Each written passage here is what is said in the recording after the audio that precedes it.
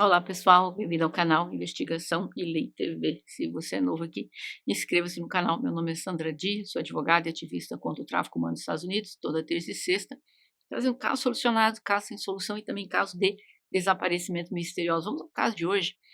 8 de março de 1976, a polícia de Bethesda, em Maryland, foi chamada por uma pessoa que estava preocupada, alegando que não via o vizinho há algum tempo. A polícia, ao chegar lá, viu o que parecia ser sangue na calçada que levava até a porta da frente.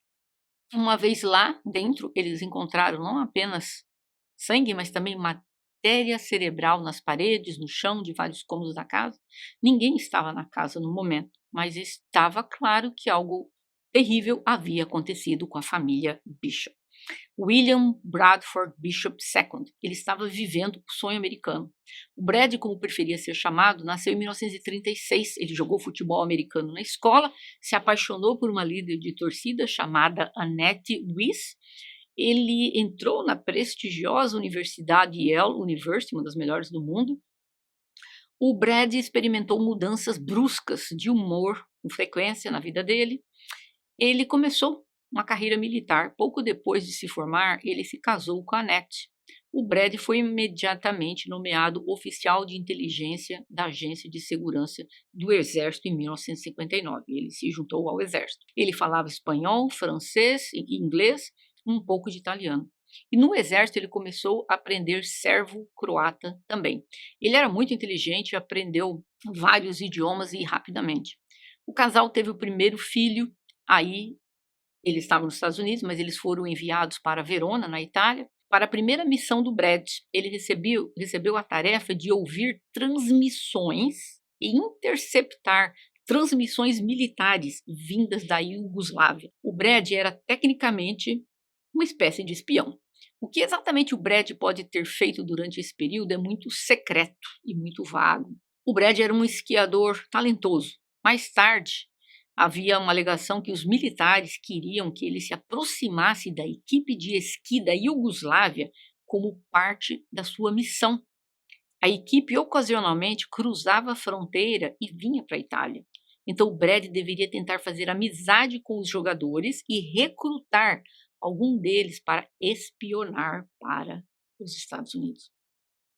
A Iugoslávia foi aliada dos soviéticos na Guerra Fria, mas como um país novo e volátil, havia muitas facções e grupos dentro da nação que se opunham a isso.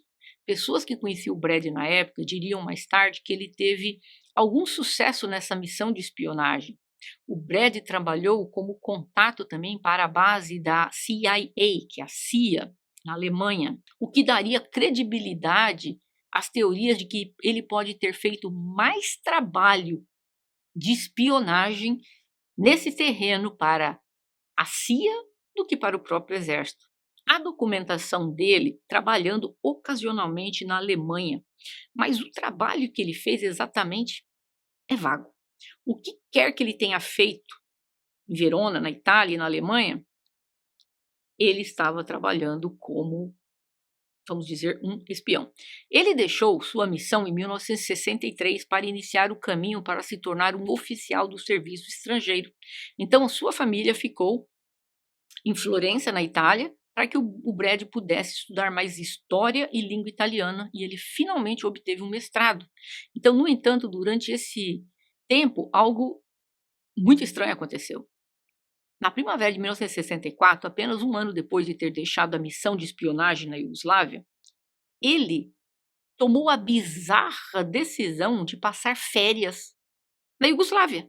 Como o Brad estava espionando a Iugoslávia, a possibilidade do governo iugoslavo detê-lo e mantê-lo preso para negociar a troca entre espiões era muito grande. Ele simplesmente foi repreendido pelo governo, dizendo que isso era uma loucura, que ele não deveria ter feito isso. Mas ele acabou se tornando um diplomata em 1965. Então o casal teve o segundo filho, Brent. Enquanto ele se preparava para sua nova carreira, a primeira vez que mandaram como diplomata, ele foi para a Etiópia, na África. E enquanto se preparava para a mudança, o Brad comprou um diário. E ele escreveu toda a sua vida nesse diário. E esse diário foi encontrado em 19 de março de 2000, quando uma mulher da Carolina do Norte chamada Lorene Kepak, ela comprou um diário antigo em um mercado que vendia coisas usadas. Esse diário havia sido leiloado em uma venda imobiliária muitas décadas atrás. Foi um leilão de uma casa, pelo visto, e esse diário estava lá e esse diário também foi leiloado. Nesse diário tinha a vida do Brad de outubro de 1965 a outubro de 1971. E nós vamos chegar lá já daqui a pouco o que estava escrito nesse diário. Aí voltamos lá para o cargo de diplomata dele na África. O Brad trabalhou na capital e a sua família gostava de organizar festas, eventos luxuosos para políticos de todo o mundo. Mas naquele diário também, ele falava, tinha uma entrada no ano de 1967 que ele dizia, abre aspas, psicótico, tóxico e degenerativo com confabulação, maníaco crônico de baixo nível, megalomania involucional, fecha aspas. Ele parecia reconhecer que estava alguma coisa muito estranha ali com ele, né? Também estava escrito assim, abre aspas, estou melhorando, estou no limiar. Reconheço agora que para distorcer meus limites amaldiçoados, devo desenvolver um senso contínuo e constante de emergir em busca de confiança, grandiosidade, dever e amor. Este é o maior dos meus desafios. Fecha aspas. O cara era meio perturbado, né? Bom, depois de 2 anos na Etiópia, os Bishops regressaram à Itália, dessa vez para um novo posto em Milão. Eles retomaram alguns de seus antigos hobbies, esqui, tênis. As pessoas perceberam que o casal parecia viver acima de suas posses. A Annette tinha joias, casacos de pele sofisticados, passavam férias luxuosas, mas sua casa era escassamente mobiliada. Apesar da Annette vir de uma família mais rica do que a dele, os colegas frequentemente o viam fazendo comentários sobre como ela estava sempre, abre aspas, do lado errado dos trilhos. Não sei porque ele se referia à mulher dele dessa forma. Ou dizendo que ela não entendia as coisas boas na vida e nem como administrar dinheiro. Ele escreveu no diário dele sobre como lidar com a insônia severa. As anotações do seu diário ficaram mais curtas, mas perto do fim ele escreveu em seu diário, abre aspas, não consigo conciliar a indiferença total e absoluta de Deus para comigo, fecha aspas. Ele finalmente parou de escrever em seu diário por um longo tempo. O casal deixou a Itália em 1970 e voltaram para a Califórnia, nos Estados Unidos. O Departamento de Estado americano precisava de mais diplomatas na África e a sua colocação na Etiópia tinha sido bem sucedida. E eis que em outubro de 1971, logo após o nascimento do seu terceiro filho, Jeffrey, o Brad escreveu uma última anotação no seu diário onde dizia, abre aspas, sua família fica mais bonita e você ainda está no limiar. Exteriormente, suas conquistas são ótimas, fecha aspas. Ele parecia detestar a si próprio. Ele então listou algumas promoções e medalhas que ele recebeu, mas continuou dizendo: você ainda continua no limiar. Você subiu às alturas e desceu, e cada vez mais às profundezas. Ele parecia odiar a vida dele, ele parecia achar que não era um homem de sucesso. Eu não sei como, ele era um diplomata, estava subindo de cargo. O Brad começou a se candidatar a outras vagas de diplomatas, mas ele estava com dificuldade em conseguir outra embaixada. E as que ele conseguia sempre já tinham outras pessoas encaminhadas. Então, para que a família dele pudesse ter as comodidades modernas, então, claro que ele precisava continuar na função de diplomata. Acontece que existe uma coisa. Quando você não consegue uma promoção por muito tempo, por 5 anos, você está ali na carreira e você não consegue nenhuma promoção, eles acabam te tirando daquele local para não trabalhar para mais nada para eles. Então, por isso ele estava desesperado sempre. E aí, ele foi colocado em Botsuana, na África. Então, ele foi lá encarregado também de ser diplomata nas proximidades de Lesoto e também do país da Suazilândia. Enquanto ele estava em Botsuana, o Brad e a Annette estavam consultando terapeutas. Eles pareciam que tinham dificuldades tinha alguma coisa acontecendo entre o casal. Então eles fizeram também muitos passeios, muitos safaris de caça, tudo para tentar melhorar ali o relacionamento do casal. O Brad finalmente foi transferido para Washington, nos Estados Unidos, e depois de 2 anos, em 1974, os filhos dele já gostavam de morar nos Estados Unidos, os dois mais velhos já praticavam tênis, natação e já também não queriam mais sair dos Estados Unidos. O Brad queria se candidatar a mais cargos no exterior, mas a Annette queria ficar um tempo nos Estados Unidos. Ela está cansada de ficar viajando. Ela estava estudando para se formar em artes e queria algo mais a ver a vida dela do que só com a vida dele. Então ela queria, não quero ser só mulher só de diplomata. Mas ele parece que não tinha muito respeito pela esposa dele. E uma aplicação que ele fez para receber um cartão de crédito estava escrito qual o trabalho da esposa dele. Ele escreveu escrava-chefe. Em março de 1976, sairia uma lista para a promoção dos diplomatas e o Brad queria, porque queria estar anotado à lista. Os oficiais do serviço exterior precisavam ser, como eu falei antes, constantemente promovidos. Se eles não conseguissem a promoção, eles seriam dispensados. E faltavam apenas alguns meses para o Brad completar os 5 anos para essa promoção. Então ele sabia, se daqui a meses não me promove, estou demitido. 2 semanas antes da lista ser divulgada, o Brad recebeu com antecedência a notícia que não seria promovido. Depois de receber a notícia, o Brad encontrou um colega, Peter Murphy, e reclamou do sistema. O Peter tentou tranquilizar o Brad que as promoções nem sempre eram justas e que ele tinha trabalhado duro, mas o Brad estava inconsolável. Os dois estavam conversando até um ponto de ônibus e eventualmente o Peter perguntou ao Brad o que ele estava fazendo naquela parte da cidade que ele estava. E o Brad disse que iria ver seu terapeuta, porque ele disse: eu preciso ver um terapeuta, meu trabalho é horrível. Meus filhos e minha mãe estão me deixando loucos. A mãe dele morava com eles. Seu casamento estava mal, e ao longo do casamento ele teve pelo menos 2 casos com outras 2 mulheres. Financeiramente o casal não ia bem, e a esposa dele, a Annette, começou a vender os casacos de pele dela, os casacos favoritos. Ele não era promovido, mas ainda continuava trabalhando. Lá, um dia, ele disse que estava se sentindo mal, que ele iria para casa um pouco mais cedo. Na volta para casa, ele pensou: preciso passar no banco. Ele passou no banco, pegou 400 dólares que a família dele tinha na poupança. Algumas matérias dizem 200 dólares, mas a maioria dizem 400 dólares. Pouco depois de pegar o dinheiro, chegar em casa, ele saiu novamente na caminhonete da família. Ele foi primeiro à loja de departamento Sears, ele comprou um martelo. Ele foi a uma loja de ferramentas em um shopping próximo, ele comprou uma pá e uma picareta. Ele chegou em casa por volta das 9 da noite, a família jantou, depois os filhos foram para a cama. No dia seguinte, um vizinho foi visitar a família, mas descobriu que eles haviam desaparecido. A vizinha tentou entrar na casa por uma porta lateral, viu que tinha uma panela de mingau de aveia no fogão, chamou pela Annette, mas não ouviu ninguém em casa, e naquela mesma manhã, o carro da família Bishop foi avistado a 150 quilômetros ao sul, na cidade de Columbia, na Carolina do Norte.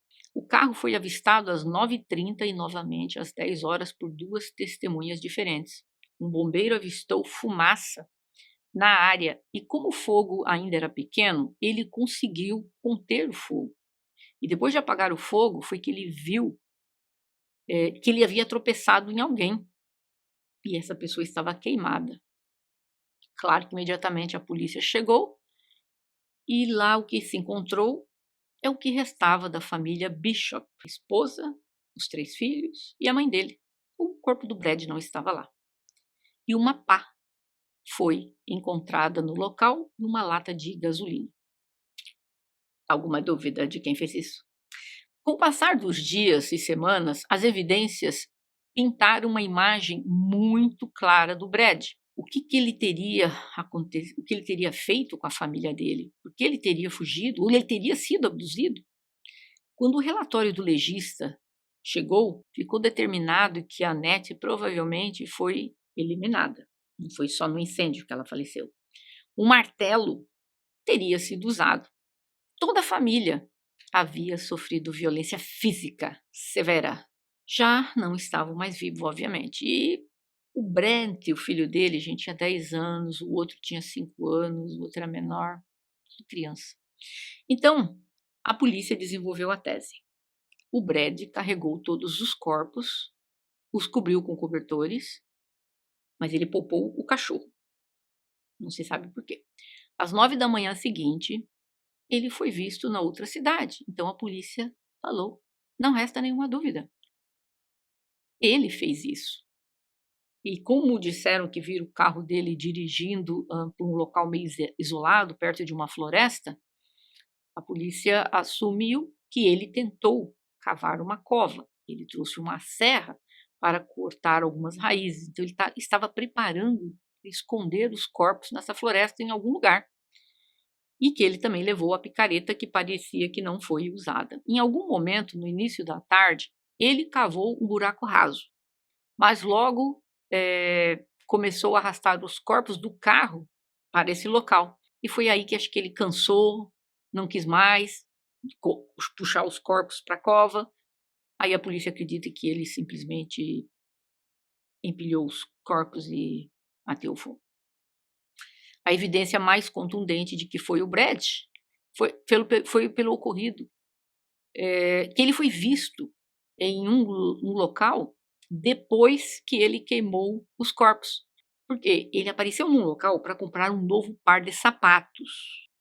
Perto da base militar dele. O sapatinho dele estava destruído. Deve ter pego fogo, né? Engraçado que ele estava com uma mulher.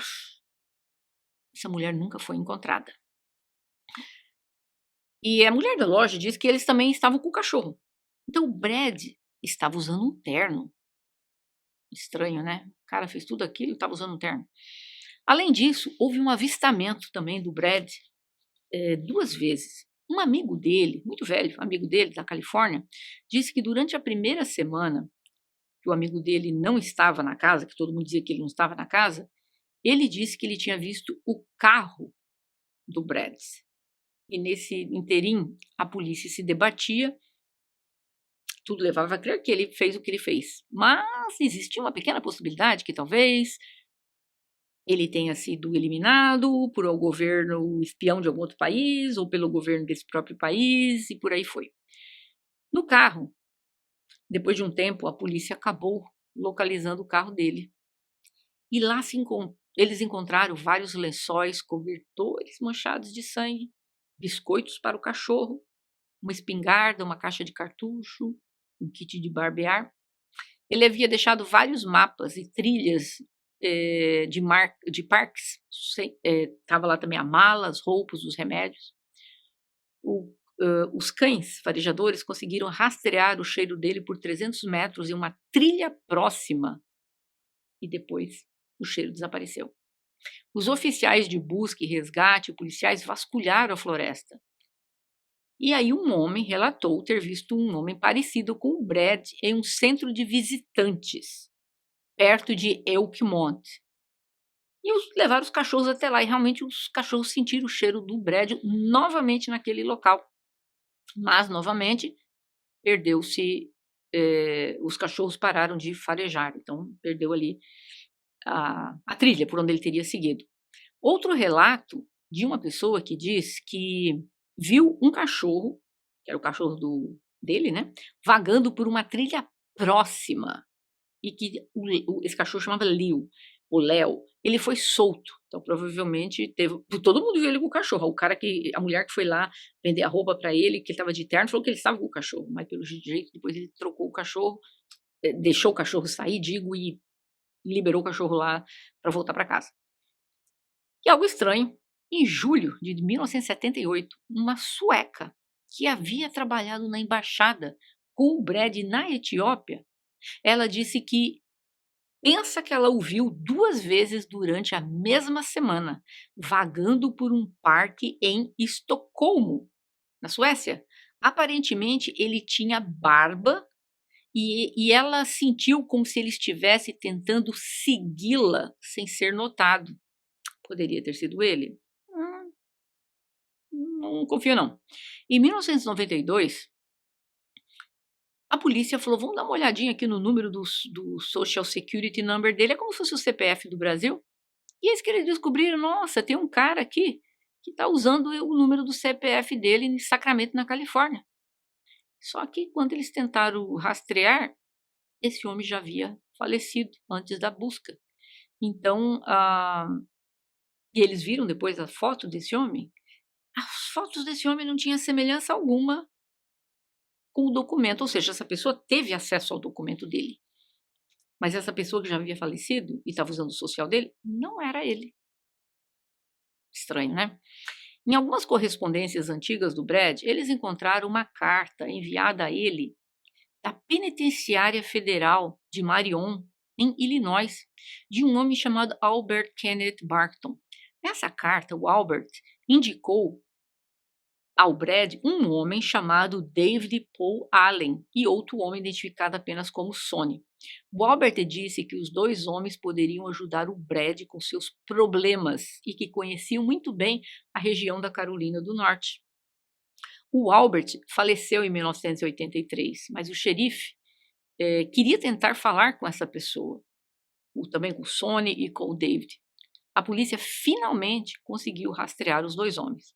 O homem conhecido como Sonny já estava preso e admitiu ter algum tipo de conhecimento no fato do que aconteceu com a família Bishop. No entanto, o Sonny disse que não tinha nada a ver com a alegação de conspiração para tirar a vida da família do Bishop, mas que ele sabia que algo ou alguém estava envolvido. Ele disse que, além do mais, não foi ele porque era contra o seu código moral tirar a vida de crianças, então não foi ele. Já o David Paul inicialmente alegou que não estava diretamente envolvido, mas ouviu dizer que alguém havia recebido $25.000 e algumas joias para ajudar o Brad a tirar a vida da família dele. Acontece que ele tirou do banco só $400. Da onde que apareceram esses $25.000? Ele teria emprestado de alguém? Entre 27 de janeiro e 6 de fevereiro, o David acabou por confessar que ele tinha um tipo de conhecimento direto no trama todo. E aparentemente ele disse que o Brad esperava que os corpos fossem descobertos quando ele já estava fora do país, para desviar completamente as suspeitas de que ele estava envolvido. Depois que sua família foi eliminada, o que ele fez? Ele esperava que o governo ficasse com pena dele, tipo, nossa, coitado, né?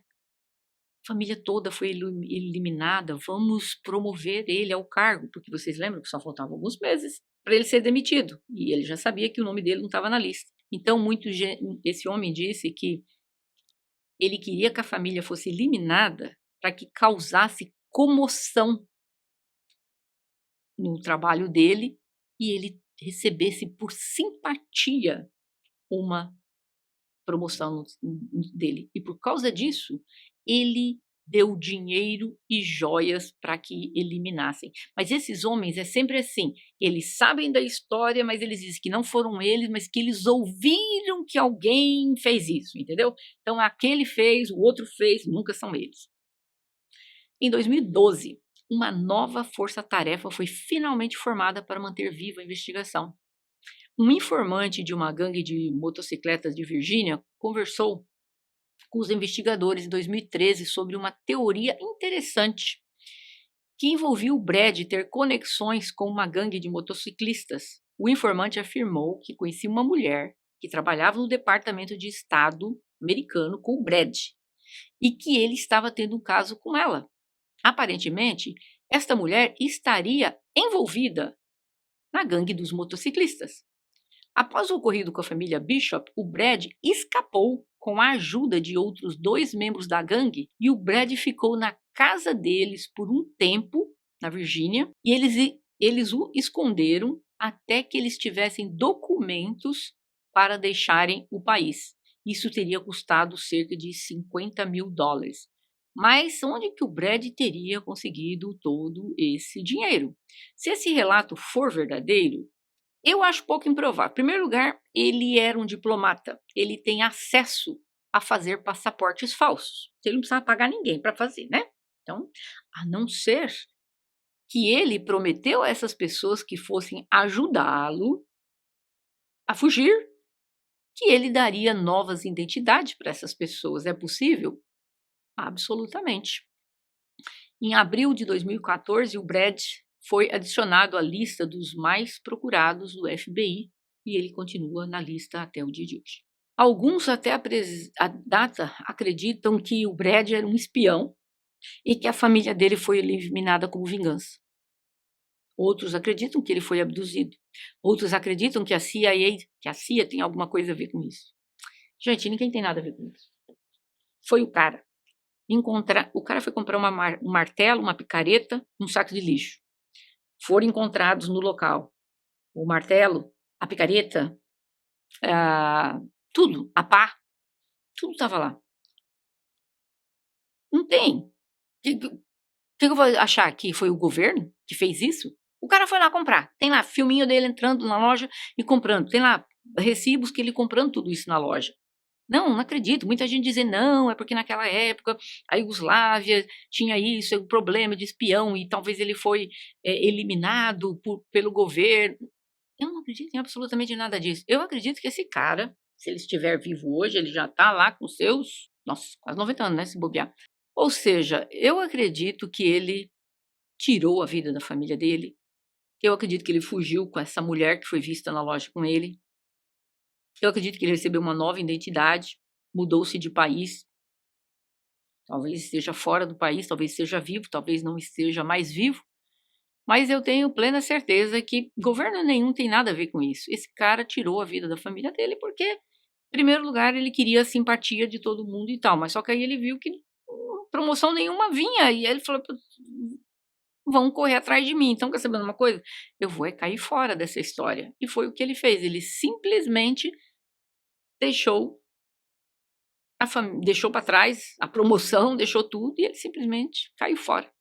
Existem muitas histórias rodando por aí, que tem uma escritora que fez um livro, que uma história muito parecidíssima com a dele, muito, muito parecida com a dele, que estaria recriando o que lhe aconteceu. E essa mulher diz que um homem apareceu na casa dela e disse que poderia fazer uns trabalhos lá na casa dela, no jardim e tal, e ela deixou esse homem trabalhar por uma semana, e depois ela deu uma carona para esse homem, e ela deixou esse homem bem na frente da sede aonde fica a CIA. A CIA é o Serviço de Inteligência Americano. Então, muitas pessoas alegam que talvez ele foi eliminado pelo governo daqui, do exterior. Para mim, ele foi eliminado por ninguém. E talvez ele esteja vivo por aí, morreu de causas naturais, mas acredito que ninguém tirou a vida dele. Ele tirou a vida da família dele inteira. Mas muita gente acredita até hoje que não. Eu gostaria de ouvir de vocês. Vocês acham que o Brad tirou a vida da família dele e fugiu? Ou vocês acham que algum governo de algum país resolveu tirar a vida dele e da família dele? E é esse o caso de hoje, nos vemos em breve também.